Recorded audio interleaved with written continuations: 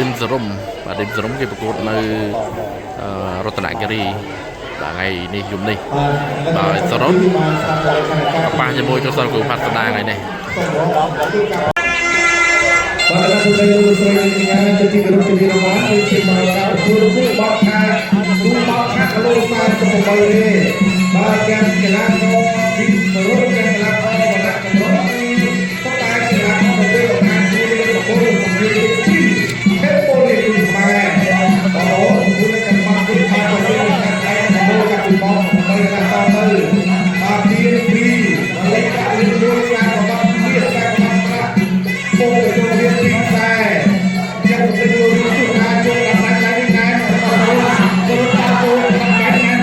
ណាស់ចូលទៅទៅអាពីចាក់ទៅនេះទៅមកចំងបាយជើស្វាច់ទៅទៅដែរលីងទៅហើយចូលទៅទៀតហើយចំងទៅដល់ប្រកាសអស់ទៅប្រកាសហើយការជិះរត់ទៅដល់គ្រូ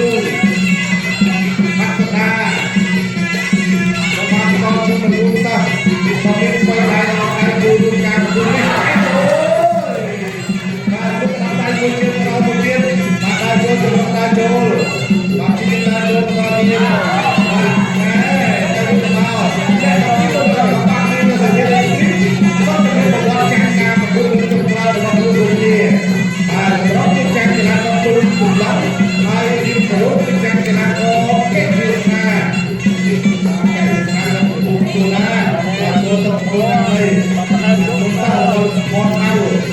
បាទចាក់ជាក្រុមរបស់ចម្រងបាទចូលចូលដៃមួយទៅតុបាទណាត់មកអាយអូយ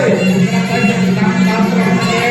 បាទចូលទៅវិញហើយតែទៅមួយដល់របស់ចម្រង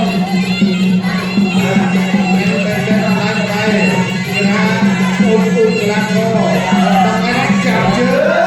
គឺថ្ងៃនេះដួលសម្រាប់ទៀតបានរបស់យើងមកជួយចំណាប់ទៅទៅហើយបើថាតែ